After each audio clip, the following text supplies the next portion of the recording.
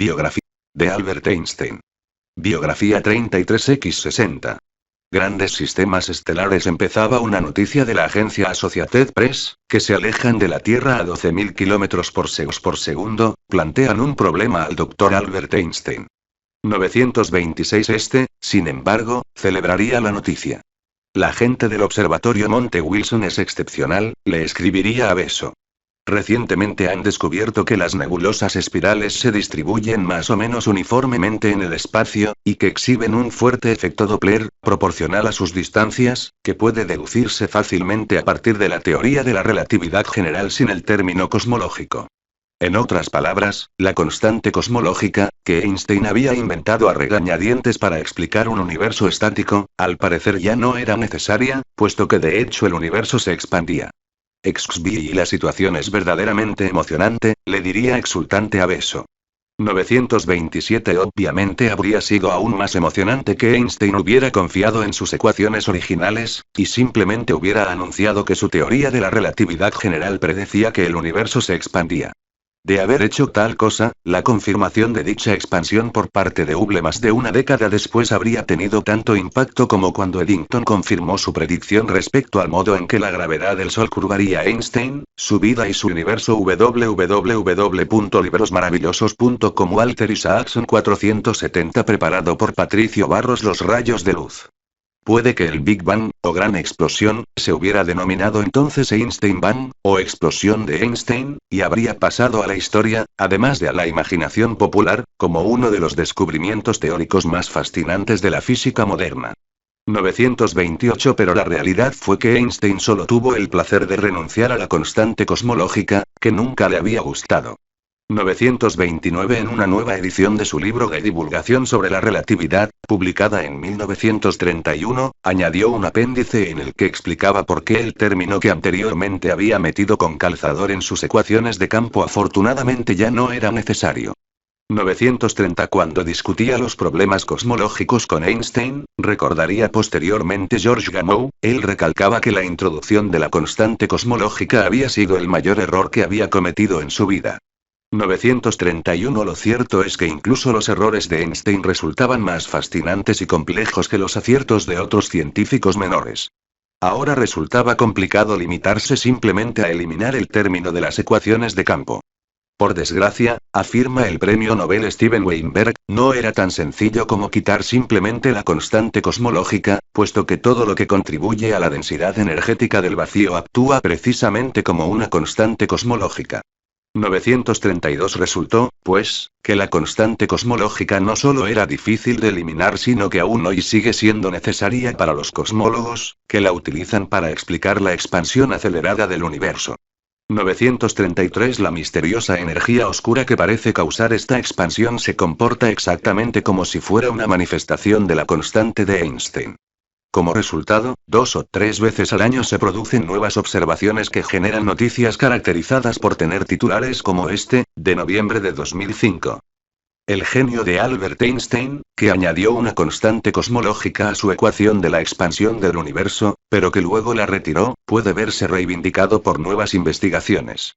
934. Einstein, su vida y su universo. www.librosmaravillosos.com. Walter Isaacson 471. Preparado por Patricio Barros. Einstein, su vida y su universo. www.librosmaravillosos.com. Walter Isaacson 472. Preparado por Patricio Barros. Capítulo 16. La cincuentena. 1929-1931. La casa de Einstein en Kaput, cerca de Berlín.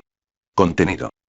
Kaput. Compañeras. Otra vez América. El pacifismo de Einstein. Ideales políticos. La correspondencia entre Einstein y Freud. Kaput. Einstein deseaba cierta soledad para celebrar su cincuentenario, un lugar donde refugiarse de la publicidad. De modo que en marzo de 1929 huyó de nuevo, como había hecho durante la publicación de su artículo sobre la teoría del campo unificado unos meses antes, y se alojó en la cabaña del jardinero de una finca situada a orillas del río Abel y propiedad de Janos Plech, un extravagante y chismoso médico de origen húngaro, una celebridad en la materia, que había añadido a Einstein a su llamativa colección de pacientes amigos.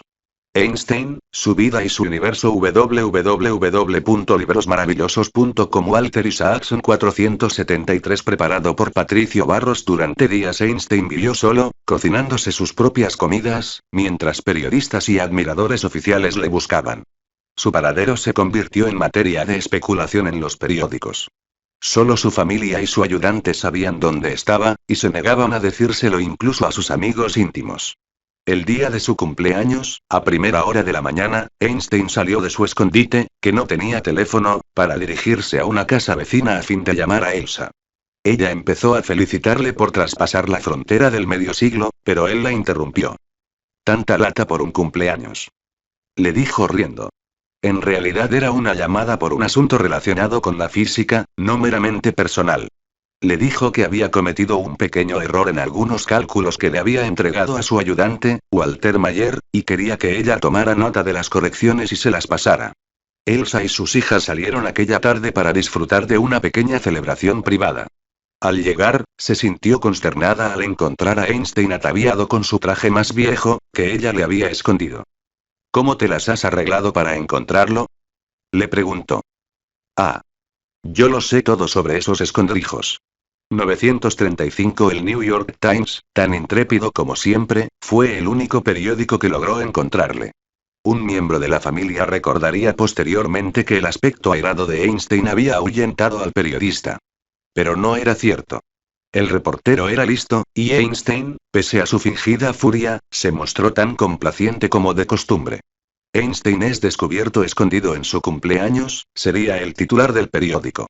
El científico le enseñó al periodista un microscopio que alguien le había regalado, y aquel informaría de que era como un niño encantado con un nuevo juguete. 936 De todo el mundo llegaron más regalos y felicitaciones, pero los que más le emocionaron provenían de personas sencillas. Una costurera le envió un poema, y un parado había ahorrado unas monedas para comprarle un Einstein, su vida y su universo www.librosmaravillosos.com Walter Isaacson 474 preparado por Patricio Barros Pequeño paquete de tabaco. Este último regalo le arrancó lágrimas de los ojos, y fue el primero por el que escribió una carta de agradecimiento. 937 Hubo, sin embargo, otro regalo de cumpleaños que le causaría más problemas.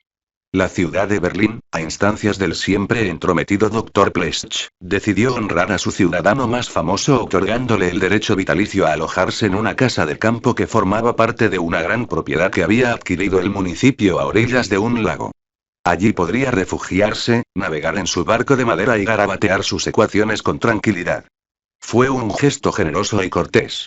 Y también bien recibido. A Einstein le gustaba navegar tanto como la soledad y la sencillez, pero no tenía ninguna residencia de fin de semana y tenía que guardar su velero en casa de unos amigos. De modo que aceptó con entusiasmo. La casa, de estilo clásico, se hallaba en medio de un parque situado cerca del pueblo de Cladow, en uno de los lagos de Label. En los periódicos aparecieron varias fotos de ella, y un pariente la definió como la residencia ideal para una persona de intelecto creativo y para un hombre aficionado a navegar. Pero cuando Elsa fue a inspeccionarla, se encontró con que todavía estaba viviendo allí la aristocrática pareja que había vendido la finca a la ciudad. Ellos le dijeron que en el acuerdo habían conservado el derecho a vivir en la propiedad. El estudio de los documentos pertinentes reveló que estaban en lo cierto, y que, por tanto, no se les podía desalojar. De modo que la ciudad decidió dar a los Einstein otra parte de la finca en la que pudieran construir su propio hogar. Pero también eso violaba los términos del acuerdo de compra-venta. Las presiones y la publicidad no hicieron sino reforzar aún más la determinación de la familia originaria de impedir que los Einstein construyeran en aquel terreno, y el asunto se convirtió en un embarazoso desastre que apareció en todas las portadas, especialmente después de que una tercera propuesta alternativa también se revelara inviable. Einstein, su vida y su universo www.librosmaravillosos.com Walter Isaacson 475 preparado por Patricio Barros Finalmente se decidió que lo mejor era que los Einstein buscaran y eligieran su propio trozo de terreno, y la ciudad se lo compraría. De modo que Albert eligió una parcela, propiedad de unos amigos, algo más lejos de la ciudad, junto a un pueblo situado justo al sur de Potsdam y llamado Katut. Se hallaba en una zona silvestre entre el Abel y un denso bosque, y a Einstein le gustaba. Consecuentemente, el alcalde pidió a la Asamblea de Diputados de la ciudad que aprobara un gasto de 20.000 marcos en la compra de la finca como regalo a Einstein en su cincuentenario. Un joven arquitecto dibujó los planos, y Einstein compró una pequeña parcela ajardinada cercana. Entonces intervino la política. En la asamblea, los nacionalistas alemanes de derecha se oponían, retrasaban la votación, e insistían en que se incluyera la propuesta en una futura agenda para que fuera objeto de un exhaustivo debate. Era evidente que Einstein personalmente sería el objeto de dicho debate. De modo que este escribió una carta, no exenta de cierto tono divertido, en la que rechazaba el regalo. La vida es muy corta, le decía al alcalde, mientras que las autoridades trabajan despacio. Mi cumpleaños ha pasado ya, y yo rehúso el regalo. Al día siguiente, el titular del Berliner Tageblatt rezaba: completo deshonor público / Einstein rehúsa. 938. Para entonces, los Einstein se habían enamorado ya de la parcela de Katut, habían negociado su compra y tenían el diseño de una casa que construir en ella. Así que decidieron seguir adelante y pagarla de su propio bolsillo. Hemos gastado casi todos nuestros ahorros, se quejaría Elsa, pero tenemos nuestra tierra. La casa que construyeron era sencilla, con paneles de madera pulimentada por dentro y tablones sin barnizar en el exterior. A través de una gran ventana panorámica se contemplaba una tranquila vista de la Belle. Marcel Breuer, el afamado diseñador de muebles de la Bauhaus, se había ofrecido a hacer el diseño interior. Pero Einstein era un hombre de gustos conservadores. Yo no voy a sentarme en un mueble que me recuerde Einstein, su vida y su universo. www.librosmaravillosos.com. Walter Isaacson 476. Preparado por Patricio Barros. Constantemente a un taller de maquinaria o a la sala de operaciones de un hospital, diría. En lugar de ello, utilizaron algunas de las macizas piezas sobrantes del piso de Berlín. La habitación de Einstein, en la planta baja, contaba con una espartana mesa de madera, una cama y un pequeño retrato de Isaac Newton. También la habitación de Elsa estaba en el piso de abajo, y entre ambas habitaciones había un baño común. Arriba había unas habitaciones pequeñas con literas para sus dos hijas y la criada. Me gusta muchísimo vivir en la nueva casita de madera, aunque como resultado me haya arruinado, le escribiría Einstein a su hermana poco después del traslado. El velero, las magníficas vistas, los solitarios paseos de otoño, la relativa quietud, es un paraíso. 939. Allí pudo botar el nuevo barco de 10 metros de eslora que sus amigos le habían regalado para su cumpleaños, el Tumbler, o Delfín, construido según sus especificaciones. Le gustaba salir solo a surcar las aguas, a pesar de que no sabía nadar. Se sentía absurdamente feliz en cuanto llegaba al agua, recordaría un visitante. 940. Durante horas dejaba el barco a la deriva deslizándose sin rumbo fijo mientras él jugaba indolente con el timón. Su pensamiento científico, que no le abandona ni siquiera en el agua, adopta el carácter de un ensueño, diría un pariente. El pensamiento teórico es rico en imaginación. 941. Compañeras. A lo largo de toda la vida de Einstein, sus relaciones con las mujeres parecieron estar gobernadas por fuerzas indómitas. Su magnético atractivo y sus entrañables maneras atrajeron repetidamente a las mujeres. Y aunque normalmente se abstuvo de caer en enredos amorosos, ocasionalmente se vio atrapado en el torbellino de una atracción apasionada, tal como le había ocurrido con Mileva Marik e incluso con Elsa. En 1923, después de casarse con Elsa, Einstein se enamoró de su secretaria, Betty Neumann. Según una serie de cartas recientemente reveladas, su Einstein, su vida y su universo. www.librosmaravillosos.com. Walter Isaacson 477. Preparado por Patricio Barros. Romance fue serio y apasionado. Aquel otoño, mientras realizaba una visita a Leiden, él la escribió sugiriéndole que quizá podría buscar un empleo en Nueva York y que ella podría acompañarle en calidad de secretaria. Allí viviría con él y con Elsa, fantaseaba. Yo convenceré a mi esposa de que lo permita, decía. Podríamos vivir juntos para siempre. Podríamos tener una gran casa en las afueras de Nueva York. Ella respondió mofándose tanto de él como de la idea, lo que predispuso a Einstein a aceptar lo locamente burro que había sido. Tienes tú más respeto por las dificultades de la geometría triangular que yo, un viejo matemático. 942. Finalmente terminaron su romance con el lamento de que él debía buscar en las estrellas el verdadero amor que se le negaba en la tierra. Querida Betty, ríete de mí, el viejo burro, y encuentra a alguien que sea 10 años más joven que yo y que te quiera tanto como yo te quiero. 943. Pero la relación persistió. El verano siguiente, Einstein fue a ver a sus hijos al sur de Alemania, y desde allí escribió a su esposa diciéndole que no podía ir a verlas a ella y a sus hijas, que estaban en un balneario cercano, porque lo poco agrada y lo mucho cansa. Pero al mismo tiempo escribía de Betty Neumann para decirle que iba a ir secretamente a Berlín, pero que no debía decírselo a nadie porque si Elsa se enteraba, volverá volando. 944. Después de que construyera su casa en Katut, hubo toda una serie de amistades femeninas que fueron a visitarle allí, con la reticente aquiescencia de Elsa. Toni Mendel, una rica viuda que tenía una finca a orillas del lago Wannsee, iba en ocasiones a navegar con él a Katut, mientras que otras veces era él quien iba en barco hasta su villa, donde permanecían hasta altas horas de la noche tocando el piano. Incluso iban juntos al teatro en Berlín de vez en cuando. En cierta ocasión, en que ella envió a su chofer a recoger a Einstein en su limusina, Elsa tuvo una furiosa pelea con él y se negó a darle dinero en efectivo.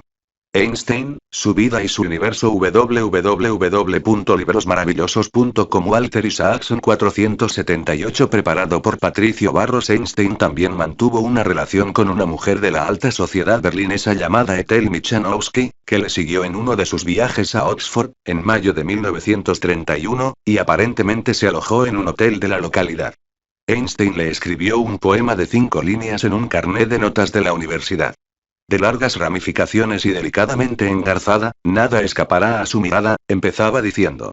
Unos días después ella envió un costoso regalo, que no fue debidamente apreciado. El paquetito me ha enfadado de verdad, le escribió Einstein. Tienes que dejar de enviarme regalos incesantemente, mira que enviarme algo como eso a una universidad inglesa donde estamos rodeados de todos modos de una insensata opulencia. 945. Cuando Elsa se enteró de que Michanowski había ido a ver a Einstein a Oxford, se puso furiosa, especialmente con ella por haberla engañado al decirle dónde iba. Einstein escribió desde Oxford para decirle a Elsa que se tranquilizara. Tu disgusto con Frau M carece totalmente de fundamento, puesto que se ha comportado completamente de acuerdo con la mejor moral judeocristiana, le decía. He aquí la prueba. 1. Lo que a uno le agrada y no hace daño a otros, debe hacerlo. 2. Lo que a uno no le agrada y solo irrita a otros, no debe hacerlo. Debido a 1 ella vino conmigo, y debido a 2, no te dijo nada al respecto. ¿No es una conducta impecable? Pero en una carta a la hija de Elsa, Margot, Einstein afirmaba que la persecución de Michanowski le resultaba molesta. Me saca de quicio que vaya detrás de mí, le escribiría a Margot, que era amiga de Michanowski. No me importa lo que diga de mí la gente, pero para Madre Elsa y para Frau M es mejor que el asunto no sea la comidilla de todo quisque. 946. En su carta a Margot, Einstein insistía en que no se sentía especialmente apegado a Michanowski, ni tampoco a la mayoría de las otras mujeres que flirteaban con él.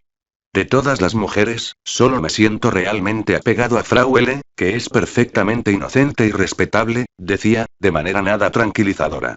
947. Se refería a una rubia austríaca llamada Margarete Einstein, su vida y su universo. www.librosmaravillosos.com. Walter Isaacson 479. Preparado por Patricio Barros Levach, con la que mantenía una relación bastante pública.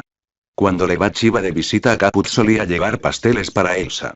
Pero esta, comprensiblemente, no podía soportarla, de modo que los días en que iba de visita ella solía marcharse de compras a Berlín. En una de aquellas visitas, Levach se dejó una prenda de ropa en el barco de Einstein, lo que provocó un altercado familiar e hizo que la hija de Elsa instara a su madre a que obligara a Albert a poner fin a la relación. Pero Elsa temía que su marido se negara, ya que le había dado a entender que él creía que los hombres y las mujeres no eran naturalmente monógamos. 948. Al final Elsa decidió que salía ganando si preservaba todo lo que podía de su matrimonio, ya que en otros aspectos este se adecuaba a sus aspiraciones. 949. A Elsa le gustaba su marido, al que también reverenciaba. Era consciente de que debía aceptarlo con todas sus complejidades, especialmente dado que su vida como señora Einstein incluía muchas cosas que la hacían feliz. Un genio así debería ser irreprochable en todos los sentidos, le diría al artista y grabador Hermann Struck, que hizo un retrato de Einstein más o menos cuando éste cumplió los 50, como había hecho también al cumplir los 40. Pero la naturaleza no funciona así. Allí donde derrocha en exceso, también exige en exceso. Había que aceptar lo bueno y lo malo como un todo. Tiene usted que verlo de una sola pieza, le explicaba. Dios le ha dado una gran nobleza y yo lo encuentro maravilloso, aunque la vida con él resulta agotadora y complicada, y no solo en un aspecto, sino en varios. 950. La otra mujer importante en la vida de Einstein fue una que se mostraría completamente discreta, protectora y leal, y que no representaría una amenaza para Elsa. Ellen Lucas empezó a trabajar como secretaria de Einstein en 1928, cuando este se vio postrado en cama por una afección cardíaca. Elsa conocía a la hermana de Ellen, que dirigía la organización de huérfanos judíos, de la que ella era presidenta honoraria. Antes de permitir Einstein, su vida y su universo www.librosmaravillosos.com Walter Isaacson 480 preparado por Patricio Barros que conociera a Einstein, Elsa se entrevistó con Lucas, que le pareció digna de confianza y, sobre todo, segura en todos los aspectos. De modo que le ofreció el empleo antes incluso de que llegara a conocer a Einstein. Cuando Ellen, que entonces tenía 32 años, fue conducida por primera vez a la habitación donde Einstein yacía enfermo, en abril de 1928, él le alargó la mano y le sonrió. Aquí yace el cuerpo de un viejo niño. Desde aquel momento hasta la muerte de Einstein, en 1955, en realidad, hasta la muerte de ella, en 1982, Ellen Lucas, que jamás llegaría a casarse, se convertiría en la fiel protectora de su tiempo, de su privacidad, de su reputación y, más tarde, de su legado. Su instinto era tan infalible y directo como una brújula magnética, declararía posteriormente George Dyson. Aunque podía exhibir una agradable sonrisa y una viva franqueza con quienes le caían bien, en general se mostraba austera, dura y, en ocasiones, bastante malhumorada. 951 Más que una secretaría, frente a los extraños entrometidos podía parecer una especie de perro guardián de Einstein. O, como él mismo la llamaba, su cancerbero, el perro que custodiaba las puertas de su propio y pequeño reino del Hades. Mantendría a los periodistas a raya, le ahorraría leer las cartas que ella considerara que representaban una pérdida de su tiempo, y ocultaría cualquier cosa que ella considerara que debía permanecer en privado. Al cabo de un tiempo era casi como un miembro de la familia. Otro visitante frecuente era un joven matemático de Viena, Walter Mayer, que se convertiría en ayudante de Einstein y, en palabras de este, en su calculador. Ambos colaboraron juntos en varios artículos sobre la teoría del campo unificado, y Einstein le calificaría de un espléndido colega que, si no fuera judío, haría ya tiempo que tendría una cátedra. 952 Incluso Mileva Marik, que había vuelto a utilizar su apellido de soltera tras el divorcio, empezó a usar de nuevo el apellido Einstein y logró establecer con él una relación tensa pero viable. Cuando Einstein fue de viaje a Sudamérica, Einstein, su vida y su universo www.librosmaravillosos.com Walter Isaacson 481 preparado por Patricio Barros a su regreso le trajo unas cestas de cactus. Dado que a ella le gustaban mucho las plantas, cabe suponer que aquel era un regalo amistoso. Asimismo, en sus visitas a Zúrich, a veces Einstein se alojaba en el piso de ella. Incluso la invitó a que se hospedara con él y con Elsa cuando ella fue a Berlín, una situación que probablemente habría provocado la incomodidad de todos los implicados. Sin embargo, Marik prefirió, prudentemente, instalarse en casa de los Haber. Einstein le decía que su relación había mejorado tanto que no era sorprendente que sus amigos hablaran de lo bien que se llevaban ahora. Elsa también está contenta de que tú y los chicos ya no os mostréis hostiles con ella, añadía. 953 Sus dos hijos, le decía también a Marik, representaban lo mejor de su vida interior, un legado que permanecería una vez que el reloj de su propio cuerpo se hubiera agotado. Pese a ello, o precisamente por ello, su relación con sus hijos seguía estando plagada de tensiones, que se acentuaron todavía más cuando Hans Albert decidió casarse.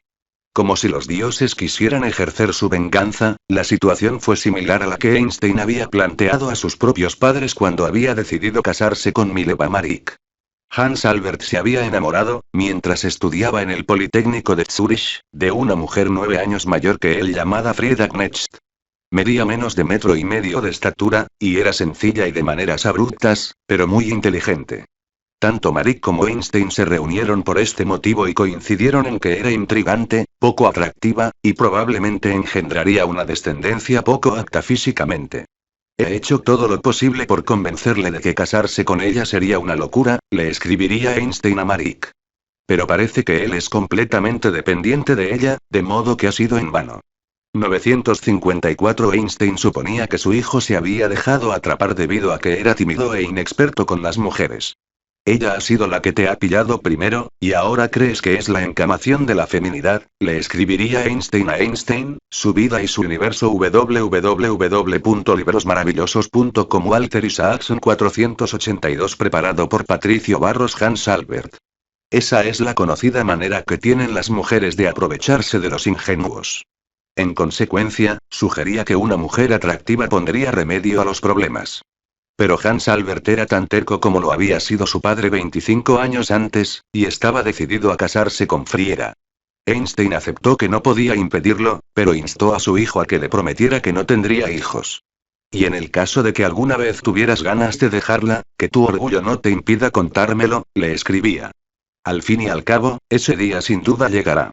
955 Hans Albert y Frieda se casaron en 1927, tuvieron hijos y siguieron casados hasta la muerte de ella, 31 años después. Como recordaría mucho más tarde Evelyn Einstein, su hija adoptiva. Albert lo había pasado tan mal con sus padres por lo de su matrimonio, que uno diría que habría tenido el sentido común de no entrometerse en los de sus propios hijos. Pero no. Cuando mi padre fue a casarse con mi madre, hubo una explosión tras otra. 956 Einstein expresó su disgusto por el matrimonio de Hans Albert en varias cartas a Eduard. El deterioro de la raza es un problema grave, le escribió. Por eso no puedo perdonarle a Hans Albert su pecado. Instintivamente evito verle, ya que no puedo ponerle buena cara. 957 Pero al cabo de 2 años Einstein había empezado a aceptar a Friera. La pareja fue a visitarle en el verano de 1929, y luego él le explicaría a Eduard que habían hecho las paces. Me ha causado mejor impresión de lo que me esperaba, le escribiría. Él es realmente dulce con ella. Dios bendiga esa visión de color de rosa. 958 Por su parte, Eduard se mostraba cada vez más distraído en sus tareas académicas, al tiempo que sus problemas psíquicos iban haciéndose más evidentes. Le gustaba la poesía, y escribía ripios y aforismos que a menudo resultaban cortantes, especialmente cuando el tema era su familia. Tocaba el piano, sobre todo a Chopin, con una pasión que inicialmente parecía suponer Einstein, su vida y su universo www.librosmaravillosos.com Walter Isaacson 483 preparado por Patricio Barros un afortunado contraste con su habitual letargia, pero que a la larga resultaría aterradora. Las cartas a su padre no eran menos intensas, y en ellas abría su alma sobre cuestiones filosóficas y artísticas. Einstein respondía unas veces con ternura y otras con desapego. Con frecuencia enviaba a mi padre cartas bastante entusiastas, y en varias ocasiones me preocupé porque él mostraba una actitud más fría, recordaría Eduard más tarde. Solo mucho después me enteré de cuánto las apreciaba. Eduard fue a la Universidad de Zúrich, donde estudió medicina con la intención de hacerse psiquiatra. Se interesó por Sigmund Freud, cuyo retrato tenía colgado en su habitación, y trató de analizarse a sí mismo. Las cartas a su padre escritas durante este período ponen de manifiesto sus intentos, casi siempre sagaces, de utilizar las teorías de Freud para analizar diversos ámbitos de la vida, incluyendo el cine y la música. No resulta sorprendente que Eduard se interesara en especial en las relaciones entre padres e hijos. Algunos de sus comentarios eran sencillos y mordaces. A veces es difícil tener un padre tan importante, porque sientes que tú no importas, escribiría en un momento dado. Unos meses después volvería a manifestar más inseguridades. Las personas que dedican su tiempo al trabajo intelectual traen al mundo a hijos enfermizos, nerviosos y a veces incluso completamente idiotas, como, por ejemplo, tú a mí. 959 Después sus comentarios se harían más complejos, como cuando analizaba el famoso lamento de su padre de que el destino le había castigado por su desprecio a la autoridad convirtiéndole en autoridad a él mismo. Escribía Eduard. Psicoanalíticamente eso significa que, puesto que no querías ceder ante tu propio padre y, en lugar de ello, luchabas con él, tenías que convertirte en una autoridad para pasar a ocupar su lugar. 960 Einstein conoció a Freud cuando este viajó de Viena de Berlín el día de Año Nuevo de 1927. Freud, que entonces tenía 70 años de edad, sufría un cáncer de boca y estaba sordo de un oído. A pesar de ello, los dos hombres Einstein, su vida y su universo www.librosmaravillosos.com Walter Isaacson 484 preparado por Patricio Barros mantuvieron una agradable charla, debido en parte a que se centraron en la política en lugar de hablar de sus respectivos ámbitos de estudio. Einstein sabe tanto de psicología como yo de física, le escribiría Freud a un amigo. 961 Einstein nunca le pidió a Freud que viera o que tratara a su hijo, ni tampoco parece que la idea del psicoanálisis le impresionara demasiado. Puede que ahondar en el subconsciente no siempre resulte útil, diría en una ocasión. Nuestras piernas están controladas por un centenar de músculos distintos. ¿Cree que nos ayudaría a caminar que analizáramos nuestras piernas y supiéramos la finalidad exacta de cada músculo y el orden en el que estos funcionan? Y desde luego jamás expresó el menor interés en someterse él mismo a terapia. Me gustaría mucho permanecer en la oscuridad de no haber sido analizado, declararía. 962 a la larga, sin embargo, acabaría concediendo a Edward, acaso para hacerle feliz, que la obra de Freud podía tener algún mérito. Debo admitir que, a través de varias experiencias personales, estoy convencido al menos de sus principales tesis. 963 Mientras estudiaba en la universidad, Edward se enamoró de una mujer mayor que él, un rasgo que al parecer era cosa de familia y que seguramente habría divertido a Freud. Biografía generada por Biografías en español.